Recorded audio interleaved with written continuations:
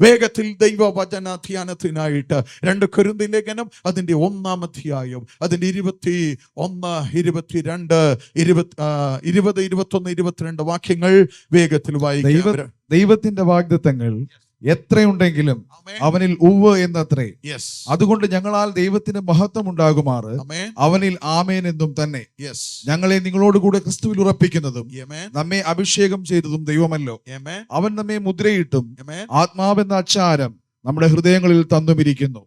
Hallelujah. വളരെ വിലപ്പെട്ട ഒരു തിരുവചന ഭാഗമാണ് നമ്മൾ വായിച്ചു കേട്ടിരിക്കുന്നത്. അപ്പോസ്തലനായ പൗലോസിനാൽ എഴുതപ്പെട്ട പുതിയ നിയമത്തിലെ 714 ലേഖനങ്ങൾ, അതിൽ അനുഗ്രഹീതമായ ഒരു ലേഖനമാണ് കൊരിന്ത്യർ ലേഖനം. കൊരിന്ത്യർ ലേഖനം പൗലോസ് എഴുതുന്നത്, വളരെ ശ്രദ്ധിച്ച് ഈ വചനങ്ങൾ കേൾക്കുക, കൊരിന്ത് പട്ടണത്തിൽ നിന്ന് വിശ്വാസത്തിലേക്ക് വന്ന വിശുദ്ധന്മാർക്ക് വേണ്ടിയാണ് പൗലോസ് ഈ ലേഖനങ്ങൾ എഴുതുന്നത്. ഒന്നും കൂടെ ഞാൻ ദൈവമക്കളോട് പറയുന്നു, ലേഖനങ്ങൾ മുഴുവൻ പുതിയ നിയമ ദൈവസഭയ്ക്ക് വേണ്ടി മാത്രം കർത്താവ് തന്നതാണ്. ഒന്നും കൂടെ പറയാം, നമ്മിൽ ഇനിയും ഒത്തിരി മാറ്റങ്ങൾ വരാനുണ്ട്, രൂപാന്തരങ്ങൾ വരാനുണ്ട്, ചേഞ്ച് വരാനുണ്ട്, നമ്മുടെ സ്വഭാവത്തിന് മാറ്റങ്ങൾ വരാനുണ്ട്, നമ്മുടെ സംസാരത്തിന് മാറ്റങ്ങൾ വരാനുണ്ട്, നമ്മുടെ ചിന്താഗതികൾക്ക് മാറ്റം വരാനുണ്ട്. നമ്മുടെ ജീവിതത്തിലെ കറയും കളങ്കവും ഒക്കെ നീക്കി നമ്മെ ക്രിസ്തുവിൽ തികഞ്ഞവരാക്കി തീർക്കുന്നതിന് സ്വർഗത്തിലെ ദൈവം പുതിയ നിയമസഭയ്ക്ക് തന്നിരിക്കുന്ന അനുഗ്രഹിക്കപ്പെട്ട ലേഖനങ്ങൾക്കായി ഒന്ന് ദൈവത്തിന് സ്തോത്രം ചെയ്താട്ടെ.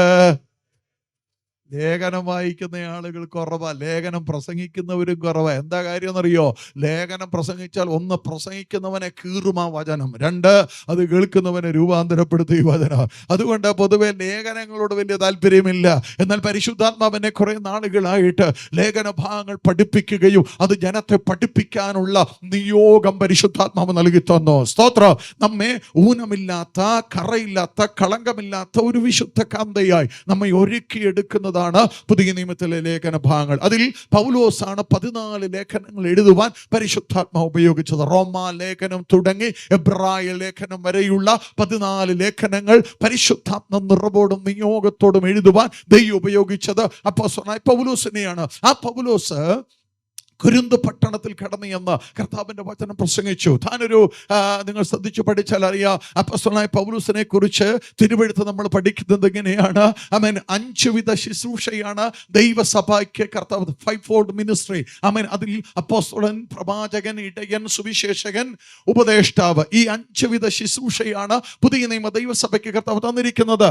ഈ 5 വിധ ശുശ്രൂഷകളും അഥവാ ഈ അനുഗ്രഹിക്കപ്പെട്ട ആത്മീയ ശുശ്രൂഷകൾ 5ഉം ഒരുപോലെ നിവർത്തിച്ചിട്ടുള്ളൊരു ദൈവദാസനാണ് അപ്പോസ്തലനായ പൗലോസ്. താൻ തികഞ്ഞ ഒരു അപ്പോസ്തലനായിരുന്നു, താൻ തികഞ്ഞ ഒരു ഇടയനായിരുന്നു, താൻ തികഞ്ഞ ഒരു സുവിശേഷകനായിരുന്നു, താൻ തികഞ്ഞ ഒരു ഉപദേഷ്ടാവായിരുന്നു, താൻ തികഞ്ഞ ഒരു ഇടയനായിരുന്നു. തന്നിൽ ഈ 5 വിധ ശുശ്രൂഷകളും ഒരുപോലെ നിറഞ്ഞു നിന്നതായിട്ട് ആത്മാവിൽ നമുക്ക് തിരിച്ചറിയാൻ കഴിയും. സ്തോത്രം. താനൊരു അഭിഷക്ത പ്രവാചകനായിരുന്നു. അപ്പോസ്തലപ്രവൃത്തി 13-ാം അധ്യായത്തിൽ നാം അങ്ങനെ വായിക്കുന്നു. അന്ത്യോക്യയിലെ സഭയിൽ 5 പേരെ കുറിച്ച് അവിടെ പറയുമ്പോൾ ആ കൂട്ടത്തിൽ ഈ ശൗലുണ്ട് അഥവാ പൗലോസ് ഉണ്ട്. അവർ 5 പേരും ഉപദേഷ്ടാക്കന്മാരാണ്, അവർ 5 പേരും പ്രവചിക്കുന്നവരാണ്. അങ്ങനെയുള്ള അനുഗ്രഹിക്കപ്പെട്ട ശുശ്രൂഷകൾ ചെയ്യുന്ന പൗലോസ് കൊരിന്ത് പട്ടണത്തിൽ ചെന്നു. പ്രിയരെ, ശ്രദ്ധിക്കേണ്ട ഒരു ഭാഗം, കൊരിന്ത് പട്ടണത്തിൽ ചെല്ലുമ്പോൾ ആ പട്ടണത്തിന്റെ അവസ്ഥ, സ്തോത്രം, പട്ടണത്തിൽ കൂട്ടായ്മയില്ല, പട്ടണത്തിൽ ആരാധനയുള്ള ഇല്ല. പ്രത്യേക പട്ടണത്തിലുള്ളത് തികച്ചും വിഗ്രഹാരാധനയാണ്. 2, ആ പട്ടണത്തിൽ പ്രബലമായി നിൽക്കുന്നത് അന്ധവിശ്വാസമാണ്. 3, ആ പട്ടണത്തിലുള്ള ജനത്തിനിടയിലുള്ളത് മ്ലേച്ഛതയാണ്. വിഗ്രഹാരാധനയും അന്ധവിശ്വാസവും മ്ലേച്ഛത കൊണ്ട് നിറഞ്ഞ ആ പട്ടണത്തിൽ അഭിഷക്തനായ പൗലോസ്, ദൈവകൃപയുള്ള പൗലോസ്, ദൈവാത്മാവിനെ നടത്തപ്പെടുന്ന പൗലോസ് കടന്നു വചനം പ്രസംഗിച്ചു. ആ പട്ടണത്തിൽ ശുശ്രൂഷിക്കാൻ തുടങ്ങി. നിങ്ങൾ ശ്രദ്ധിച്ചു കേട്ടോ, ആ പട്ടണത്തിലുള്ള ഒരു വിഗ്രഹ ശക്തികൾക്ക് പൗലോസിനെ തൊടാൻ കഴിഞ്ഞില്ല. ആ പട്ടണത്തിലെ യാതൊരു മ്ലേച്ഛതകൾക്ക് പൗലോസിനെ കീഴടക്കാൻ കഴിഞ്ഞില്ല. കാരണം എന്ത്? തന്നിൽ വ്യാപരിക്കുന്ന അത്യന്ത ശക്തിയുടെ മുമ്പിൽ അശുദ്ധ ശക്തികൾ കീഴടങ്ങാൻ തുടങ്ങി. ഇന്ന് പകൽ ഇവിടെ ഇരുന്ന് ദൈവവചനം ഏറ്റെടുക്കുന്ന ദൈവത്തിന്റെ പൈതല്, നിന്റെ മേൽ വ്യാപരിക്കുന്ന ഈ ആത്മാവ് അശുദ്ധിയുടെ ആത്മാവല്ല, അത് വിശുദ്ധിയുടെ ആത്മാവാ. അത് നിന്നെ ദൈവത്തോട് അടുപ്പിക്കുന്നതാണ്, അത് ദൈവത്തിന്റെ കൃപയിലേക്ക് നിന്നെ അധികം നടത്തുന്നതാണ്. വിശ്വസിക്കുന്നവർ ദൈവത്തിന് സ്തോത്രം ചെയ്യോ.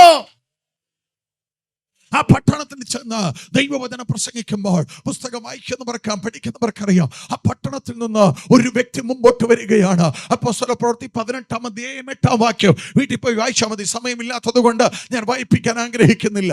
അപ്പോസ്തല പ്രവൃത്തി 18-ാം അധ്യായം 8-ാം വാക്യം തിരുവെടുത്ത് പറയുന്നു, അവൻ ആ പട്ടണത്തിലെ, കൊരിന്ത് പട്ടണത്തിലെ പള്ളി പ്രമാണിയായ, പള്ളി പ്രമാണിയായ ക്രിസ്പോസ് തന്റെ സകല കുടുംബത്തോടുകൂടെ കർത്താവിൽ വിശ്വസിച്ചു.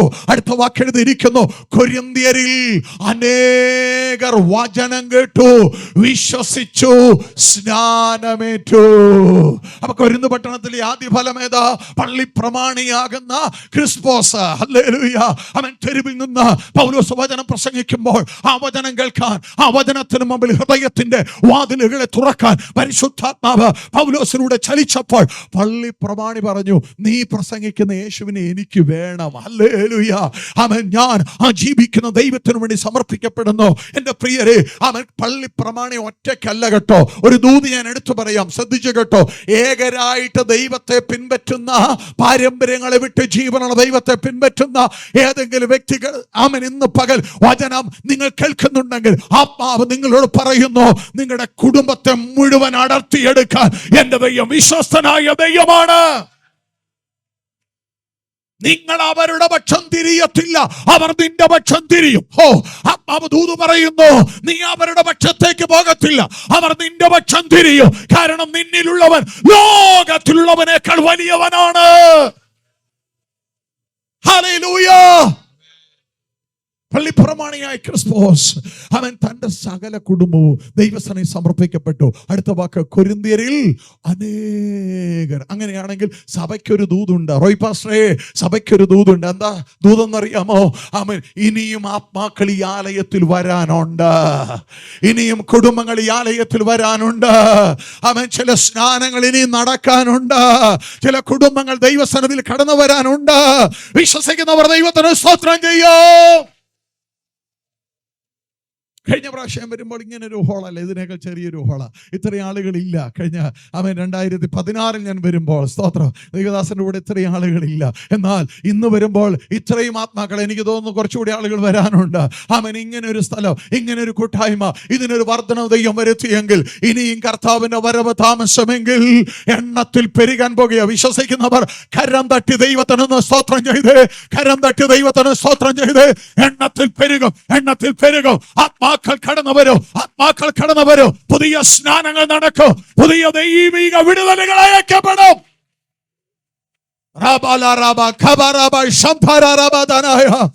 യേശുവിന്റെ നാമത്തിൽ സംഭവിക്കട്ടെ. യേശുവിന്റെ നാമത്തിൽ ആ ദൈവാലോചന ഇവിടെ നിറവേറട്ടെ.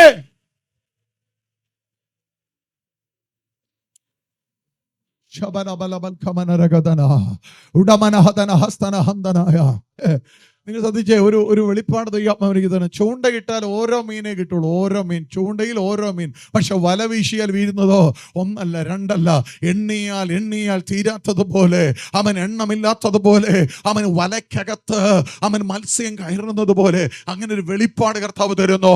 അവൻ കൂട്ടമായി ജനം വിടുവിക്കപ്പെടോ, കൂട്ടമായി ജനം ആരാധനയിലേക്ക് കടന്നു വരോ.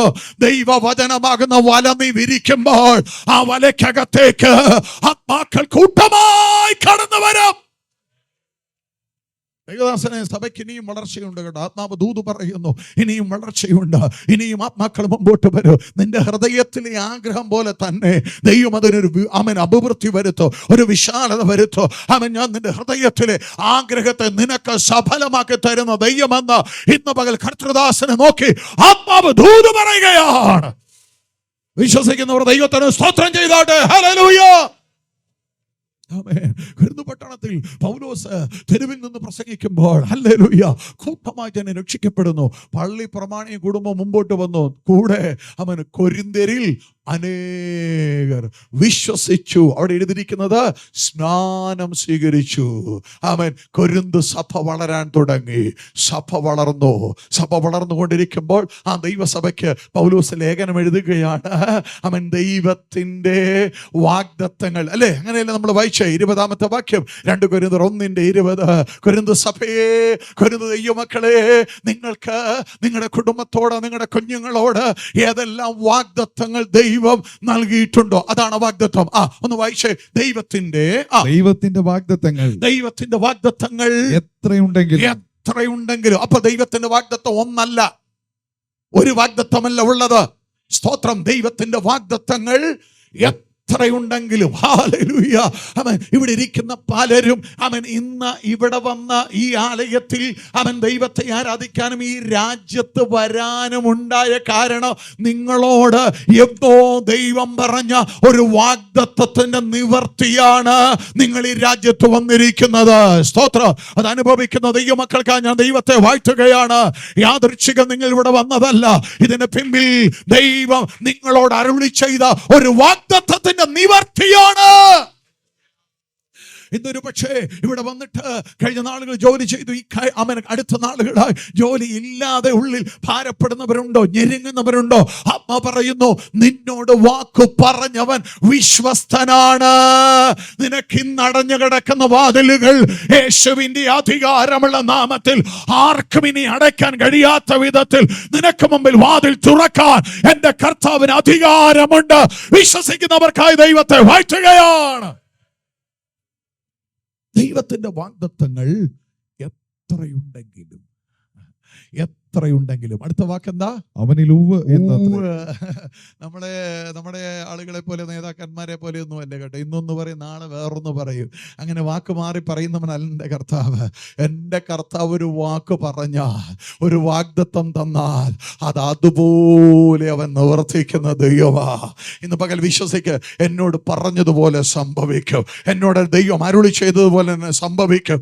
ഞാനത് കാണും, ഞാനത് അനുഭവിക്കും. വിശ്വസിക്കുന്നവർക്ക് ദൈവത്തെ വാഴ്ത്തുകയാണ്.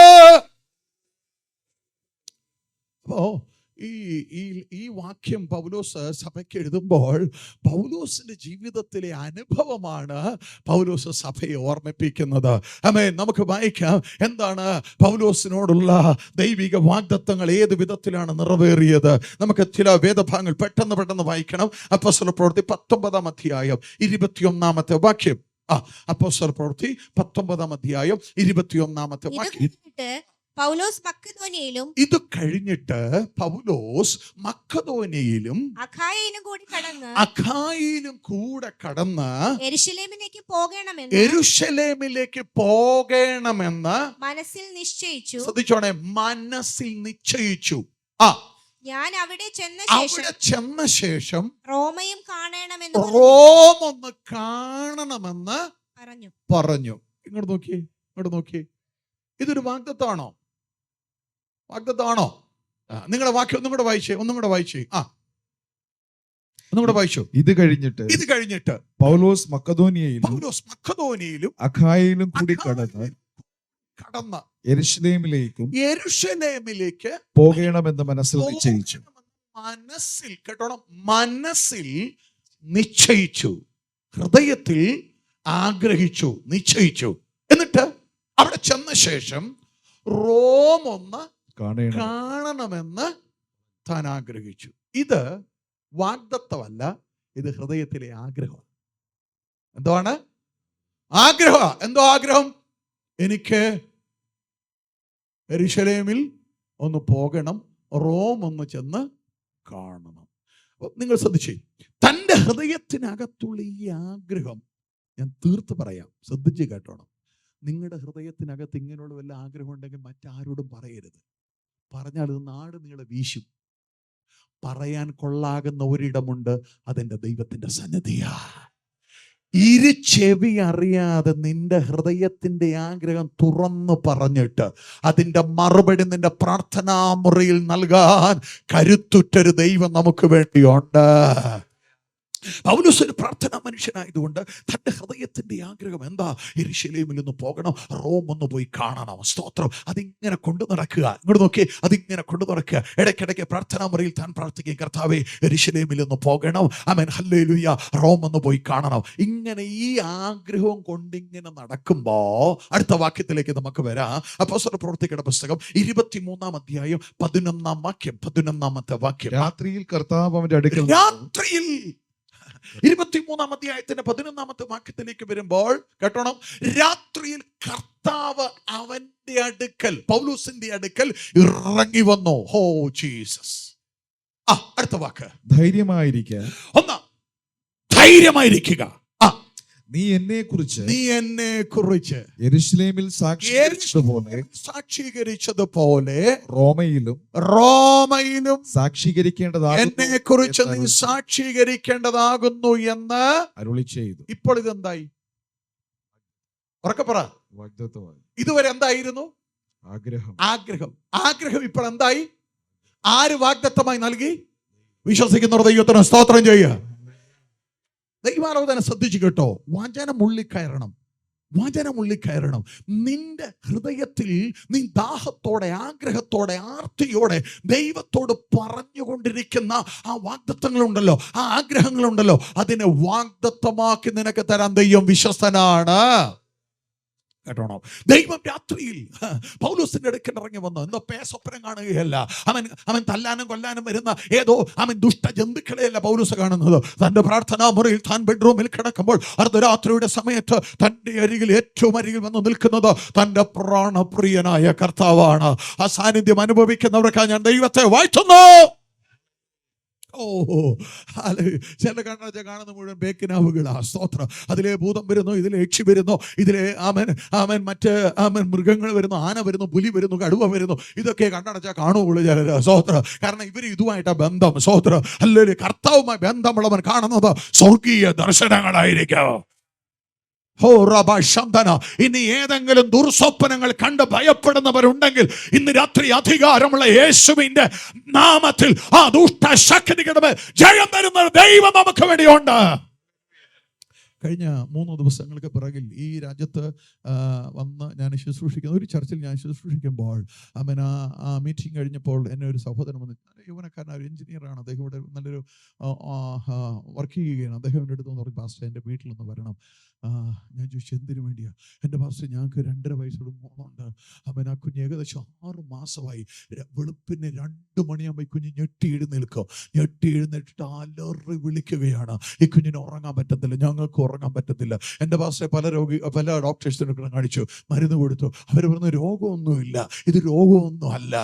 അവർ കൈവിട്ടു. അവർക്ക് മരുന്ന് കൊടുത്ത കുഞ്ഞിനെ കൊടുക്കാവുന്ന മരുന്നൊക്കെ കൊടുത്തു, പക്ഷെ കുഞ്ഞിന് മാറ്റമില്ല. ആ കുഞ്ഞ് വളരെ രാത്രി അസ്വസ്ഥതയാണ്. ഇവർക്ക് ഉറങ്ങാൻ കഴിയത്തില്ല. രാവിലെ ഈ സഹോദരൻ ജോലിക്ക് പോകണം, ഭയങ്കര അസ്വസ്ഥത. അങ്ങനെ ഇരിക്കുമ്പോഴാണ് ഈ ശുശ്രൂഷയിൽ അവരത് പങ്കെടുത്തത്. എന്നെ വിളിച്ചു. വീട്ടിൽ ഞങ്ങൾ പോയി ആത്മാവിൽ കുറച്ച് നേരം അന്യഭാഷകളിൽ പ്രാർത്ഥിച്ചു. ആ കുഞ്ഞിന്റെ ശിരസിൽ കൈവച്ച് പ്രാർത്ഥിച്ചു.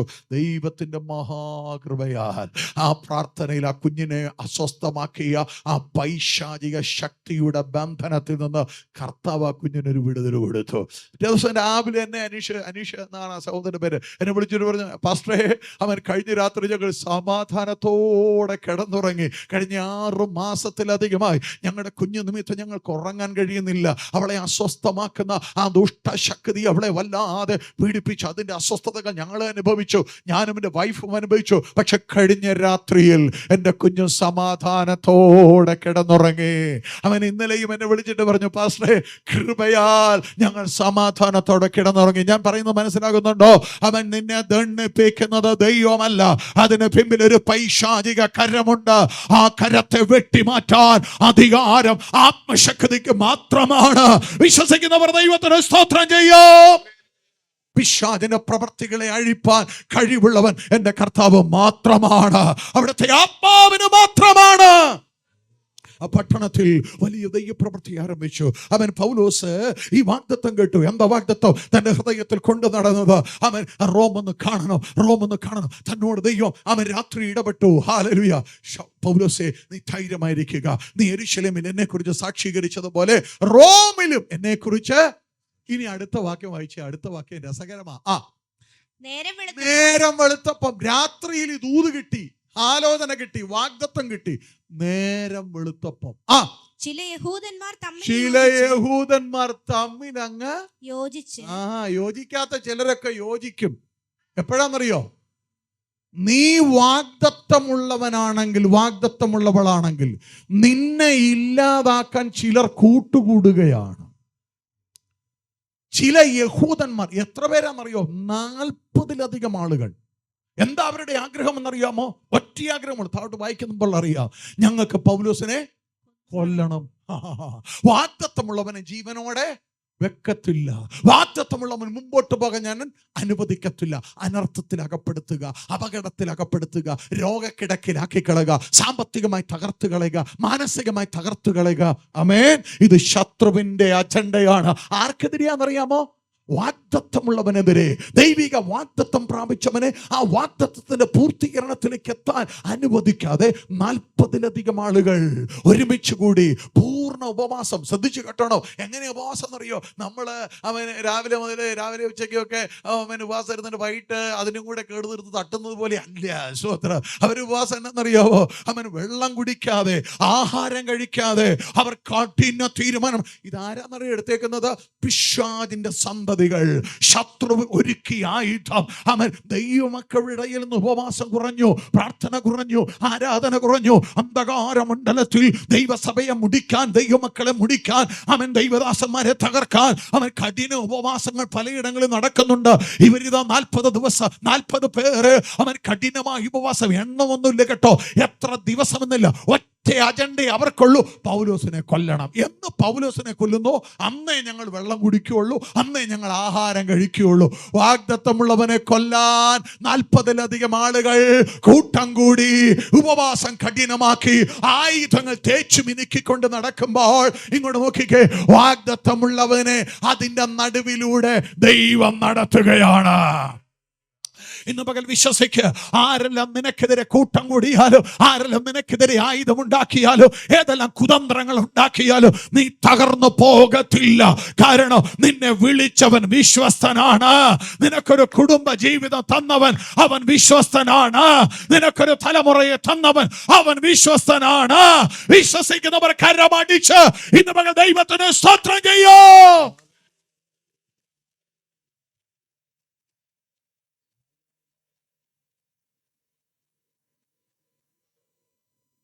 ചില വാഗ്ദത്തങ്ങൾ ഇനി നിവൃത്തിയാകാനുള്ളതുകൊണ്ട് കേട്ടോ. അതിനുവേണ്ടി ദൈവത്തിന്റെ സന്നിധിയിൽ ഏൽപ്പിച്ചു കൊടുത്തു. അതിന്റെ പൂർത്തീകരണം കാണും. അത് നന്മയായി തീരും. ശത്രു പറഞ്ഞത് കാണാൻ ഞാൻ അനുവദിക്കത്തില്ല, ഒരു പരിധിക്കപ്പുറത്തേക്ക് പോകാൻ അനുവദിക്കത്തില്ല. പക്ഷെ പരിശുദ്ധാത്മാ പറയുന്നു, ദൈവരാജ്യത്തോടുള്ള ബന്ധത്തിൽ, ദൈവവേലയോടുള്ള ബന്ധത്തിൽ, ആത്മമണ്ഡലത്തിൽ ചില വാഗ്ദത്തങ്ങൾ ഇനി നിറവേറാനായിട്ടുള്ളതുകൊണ്ട് അതിന്റെ പൂർത്തീകരണത്തിലേക്ക് ഞാൻ നിന്നെ എത്തിക്കുമെന്ന് ഇന്ന് പകൽ പരിശുദ്ധാത്മാവ് ദൂത് പറയുകയാണ്. വിശ്വസിക്കുന്നവർ ദൈവത്തിന് സ്തോത്രം ചെയ്യുക. ഹല്ലേലൂയ. ഇന്ന് പകൽ തലമുറയില്ലാതെ ഈ ആലയത്തിനകത്ത് ഭാരപ്പെടുന്നവരുണ്ടോ? തലമുറയെ ചൊല്ലി ഭാരപ്പെടുന്നവരുണ്ടോ? നീ ഭാരപ്പെടേണ്ട. നീ മുഴങ്കാലം അടക്കുമ്പോൾ നിനക്ക് വേണ്ടി ദൈവം എഴുന്നേൽക്കും. ഇന്ന് തലമുറയെ വശീകരിച്ച ഏതെങ്കിലും ദുരാത്മാക്കളുടെ ബന്ധനത്തിനകത്ത് അവർ കിടന്ന് നട്ടം തിരിയുകയാണോ? അതോർത്ത് നീ ഹൃദയം നൊന്ത് നീറുകയാണോ? പരിശുദ്ധാത്മ പറയുന്നു, ആ കെട്ടിനകത്തു നിന്നോ, ആ ബന്ധനത്തിനകത്തു നിന്നോ, ആ ഇരുട്ടിനകത്തു നിന്നോ നിന്റെ തലമുറയെ പുറത്തു കൊണ്ടുവരാൻ അധികാരമുള്ള ഒരുവൻ ഈ പകൽ ഇവിടെ ഇറങ്ങി വന്നിട്ടുണ്ട്. എന്താ സംഭവിച്ചത്? 40-ലധികം ആളുകൾ ഒരുമനപ്പെട്ട് കഠിന ഉപവാസം ഇരിക്കുക. കൊല്ലണം, പൗലോസിനെ കൊല്ലണം, വാഗ്ദത്തമുള്ളവനെ കൊല്ലണം. എന്നാൽ 28-ാം അധ്യായം 16-ാം വാക്യത്തിലേക്ക് വരുമ്പോൾ കൊന്നു എന്നല്ല എഴുതിയിരിക്കുന്നത്, തീർന്നു എന്നല്ല എഴുതിയിരിക്കുന്നത്. അവനോടുള്ള വാഗ്ദത്തം അവൻ വഴിയിൽ വെച്ച് അസ്തമിച്ചു പോയി എന്നല്ല എഴുതിയിരിക്കുന്നത്. അവൻ 28-ാം അധ്യായം 16-ാം വാക്യം. റോമയിലെത്തിയ ശേഷം വാഗ്ദത്തം ചെയ്തവൻ അവനെ എവിടെ എത്തിച്ചു? ഉറക്കപ്പറ. നിന്നോട് വാഗ്ദത്തം ചെയ്തവൻ ഭോഷ്ക് പറയുന്നവനല്ല, നിന്നെ സുഖിപ്പിക്കാൻ ചില വാക്കുകൾ പറയുന്നവനല്ല. നിന്നോട് വാഗ്ദത്തം ചെയ്തവൻ അവൻ ആ സ്ഥലത്ത് നിന്നെ കൊണ്ടെത്തിക്കാൻ വിശ്വസ്തനായ ദൈവമാണ്. ഇതിനിടയിൽ ഒത്തിരി പ്രതിസന്ധികളിലൂടെ പൗലോസ് കടന്നുപോയി. 27-ാം അധ്യായം 28-ന്റെ തുടക്കം, ഹല്ലേലൂയ, അവൻ പ്രതീക്ഷിക്കാത്ത സമയത്ത് കപ്പൽ ഛേദത്തിൽ അകപ്പെടുന്നു. അവൻ 275 പേർ, അവൻ പൗലോസ് അടക്കം 276 പേർ യാത്ര ചെയ്യുന്ന കപ്പൽ തകരുന്നു. ആ കപ്പലിന്റെ പലകയിൽ അവൻ പിടിച്ച് അവൻ കഷ്ടിച്ച് മെലീത്ത ദ്വീപിൽ ചെന്ന് കയറുന്നു. ദ്വീപിലോട്ട് ചെന്ന് കയറിയപ്പോൾ ദ്വീപിൽ നിന്ന് തനിക്ക് കിട്ടിയത് നല്ല സ്വീകരണമാണ്. പ്രാരംഭത്തിൽ കിട്ടിയത്, വാ, തണുത്ത് വിറങ്ങലിച്ചിരിക്കുകയല്ലേ, വന്ന് തീ കാഞ്ഞോ എന്നൊക്കെ പറഞ്ഞ് വിളിച്ച് ഇരുത്തി. പൗലോസ് അവരോട് കൂടെ ഇരുന്ന് തീ കാഞ്ഞുകൊണ്ടിരിക്കുമ്പോൾ പൗലോസ്, നീ ചൂട് പോരാ, ഈ ചൂട് എൻ്റെ തണുപ്പ് മാറ്റാൻ പറ്റിയതല്ല. പൗലോസ് കുറച്ച് വിറക് പെറുക്കി ആ തീക്കകത്തോട്ടിട്ടു. പ്രിയരേ, തീക്കകത്ത് നിന്ന് ഒരണലി ചാടി പുറത്തു വന്നു. അത് വേറെ ആരെയും പിടിച്ചില്ല, പൗലോസിനെ പിടിച്ചുള്ളൂ. അവിടെ 275 പേർ പൗലോസിന്റെ കൂടെയുള്ളവരുണ്ട്. ആ ദേശക്കാരായ ആളുകളുണ്ട്. അവരെ ആരെയും അണലിക്ക് വേണ്ട. അണലിക്ക് ആരെ വേണ്ടെന്നറിയോ? വാഗ്ദത്തമുള്ളവനെ. വാഗ്ദത്തം ഇന്ന് നോക്കിക്ക്, ഒന്നിനു പുറകെ ഒന്നായി വരികയാ. ആർക്ക് നേരെ? വാഗ്ദത്തമുള്ളവന് നേരെ. അണലി കയറി കയ്യൊക്കെ അടിച്ച് തൂങ്ങിക്കിടക്കുകയാ. ആമേൻ, ഹല്ലേലൂയ. വാഗ്ദത്തമുള്ളവരോ, എന്റെ ജീവിതം തീർന്നു കേട്ടോ, ഇതോടുകൂടെ എന്റെ ജീവിതം അസ്തമിച്ചു എന്ന് പറഞ്ഞ് നെഞ്ചത്തടിച്ച് വാവിട്ട് നിലവിളിക്കുകയല്ല. ഇങ്ങോട്ട് നോക്കിയേ, വാഗ്ദത്തമുള്ള അഭിഷേകമുള്ള ദൈവകൃപയുള്ള ആ ദൈവത്തിന്റെ ദാസൻ ആ അണലിയെ തീക്കകത്തേക്ക് കുടഞ്ഞു കളഞ്ഞു. നിന്റെ പ്രശ്നങ്ങളെ ഇന്ന് പകൽ കുടഞ്ഞു കളഞ്ഞേച്ച് ഇവിടുന്ന് പോകാവൂ. ആ പ്രശ്നങ്ങളുമായിട്ട് നീ ഇവിടുന്ന് ഇറങ്ങിപ്പോകരുത്. അവൻ അണലിയെ കുടഞ്ഞു കളഞ്ഞു. അവനൊരു കേടും വന്നില്ലെന്നേ. ഒന്ന് സ്തോത്രം ചെയ്താട്ടെ, ഹല്ലേലൂയ. തീർന്നില്ല. ആ പട്ടണത്തിൽ ദൈവം അത്ഭുതകരമായി ഒരു ദ്വീപ് പ്രമാണിയുടെ ഭവനം പൗലോസിന് വേണ്ടി തുറന്നു കൊടുത്തു. തൻ്റെ അവസ്ഥകൾക്ക് മാറ്റം വരുത്തി. അവൻ തൻ്റെ നെടുവീർപ്പിന് മാറ്റം വരുത്തി. തൻ്റെ കരങ്ങളിലൂടെ ദ്വീപ് പ്രമാണിക്കൊരു സൗഖ്യം കൊടുത്തു. സ്തോത്രം. താന് പനിയും അതിസാരവും പിടിച്ച് കിടപ്പിലാണ്. പൗലോസ് അകത്തിയെന്നു. ആ രോഗിയായി കിടക്കുന്ന ദ്വീപ് പ്രമാണിയുടെ മേൽ കൈവച്ചു. അവനെ സൗഖ്യമാക്കി. നിങ്ങൾ ശ്രദ്ധിക്കൂ, കർത്താവിന്റെ വാഗ്ദത്തമുള്ളവൻ പോകുന്നിടത്തൊക്കെ ആ വിടുതൽ നടന്നിരിക്കും. സ്തോത്രം. നീ കാലുകുത്തുന്നിടത്തൊക്കെ, നീ കാലുകുത്തുന്ന ഇടത്തൊക്കെ നിന്നിലൂടെ ആ മഹത്വം വെളിപ്പെട്ടിരിക്കും. ഇന്ന് പകൽ എന്നെ കേൾക്കുന്ന പ്രിയപ്പെട്ടവരെ, വാഗ്ദത്തങ്ങളിൽ എൻ്റെ ദൈവം വിശ്വസ്തനാണ്. എല്ലാ കണ്ണുകളും ദൈവസന്നിധിയിലേക്ക് അടയ്ക്കാം. കർത്താവിനോട് ഇന്ന് പകൽ പറയാ, കർത്താവേ, എന്നോട് നീ പറഞ്ഞ വാഗ്ദത്തങ്ങൾ അത് അക്കമിട്ട് നിവർത്തിപ്പാൻ അങ്ങേക്ക് മാത്രമേ കഴിയത്തുള്ളൂ. മാനുഷികമായ ഒരു ശബ്ദമല്ല ഞാൻ കേട്ടത് ദൈവ ശബ്ദമാണ്. ആ ദൈവ ശബ്ദം അതിന്റെ പൂർത്തീകരണത്തിലേക്ക് എത്തിപ്പാൻ അങ്ങേക്ക് മാത്രമേ കഴിയുകയുള്ളൂ. ഇന്ന് പകൽ പ്രാർത്ഥിക്കുന്ന സഹോദരിമാരെ, നിങ്ങളുടെ തലമുറയുടെ ആ വാഗ്ദത്തങ്ങൾ, നിങ്ങളുടെ തലമുറയോട് ദൈവം പറഞ്ഞ വാഗ്ദത്തങ്ങൾ അത് ഏത് വിധത്തിലാണ്? ശുശ്രൂഷയിലാണെങ്കിൽ അങ്ങനെ, അല്ല ജീവിതത്തോടുള്ള ബന്ധത്തിൽ അങ്ങനെ, പഠനത്തോടുള്ള ബന്ധത്തിലാണെങ്കിൽ അങ്ങനെ, ആത്മമണ്ഡലത്തിൽ അങ്ങനെ, അത് ആ വിധത്തിൽ ദൈവം പറഞ്ഞത് നിവർത്തിക്കുക തന്നെ ചെയ്യും. ശത്രു ഏതെല്ലാം തന്ത്രങ്ങൾ ഒരുക്കിയാലും നീ അതിൽ പെട്ടുപോകത്തില്ല. ഒരുപക്ഷെ പോരാട്ടങ്ങൾ വന്നേക്കാം, പ്രതിസന്ധികൾ വന്നേക്കാം. പൗലോസ് പറയും, എനിക്ക് നേരെ, എൻ്റെ പ്രാണന് നേരെ അതിശക്തമായ പോരാട്ടങ്ങൾ വന്നു. ആളുകൾ കൂട്ടം കൂടുന്നു, അണലി എന്നെ കയറി പിടിക്കുന്നു, കപ്പൽ തകരുന്നു, ആകെ പ്രശ്നമാ. പക്ഷേ വാഗ്ദത്തമുള്ള ഞാൻ തകരത്തില്ല. കാരണം വാഗ്ദത്തം ചെയ്തവൻ വിശ്വസ്തനാണ്. Hallelujah, hallelujah. ആ കരങ്ങളെ ഒന്ന് ഉയർത്തിപ്പിടിക്കാമോ? ഹല്ലേലൂയ. കർത്തൃസന്നിധിയിൽ ആ കരങ്ങളെ, വലതുകരം ഒന്ന് ഉയർത്തിപ്പിടിച്ചേ. ഹല്ലേലൂയ. എന്നിട്ട് പറ, എന്നോട് വാക്ക് പറഞ്ഞ കർത്താവേ, എന്റെ കരത്തിൽ അങ്ങ് പിടിച്ചോണേ. എന്നോട് വാക്ക് പറഞ്ഞ കർത്താവേ, എന്നോട് വാഗ്ദത്തം ചെയ്ത് അപ്പച്ചാ, എന്റെ കരത്തിൽ അങ്ങ് പിടിച്ചോണേ. ഒന്നിനും എന്നെ തകർക്കാൻ കഴിയാത്ത വിധത്തിൽ എന്നെ ആ വാഗ്ദത്തത്തിന്റെ പൂർത്തീകരണത്തിലേക്ക് അവിടുന്ന് നടത്തണമേ.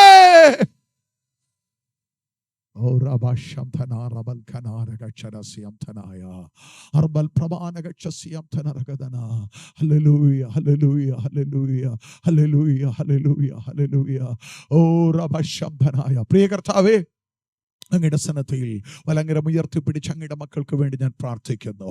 അവരുടെ കരത്തിൽ ഇപ്പോൾ അങ്ങ് പിടിക്കണമേ അപ്പാ. അങ്ങ് അവരുടെ കരത്തിൽ പിടിക്കണമേ അപ്പാ. അവരുടെ കരത്തിൽ അങ്ങ് പിടിച്ച് അവരോട് അങ്ങ് പറഞ്ഞിട്ടുള്ള വാഗ്ദത്തങ്ങളുടെ പൂർത്തീകരണത്തിലേക്ക് അവിടുന്ന് അവരെ നടത്തുന്നതിനായി സ്തോത്രം.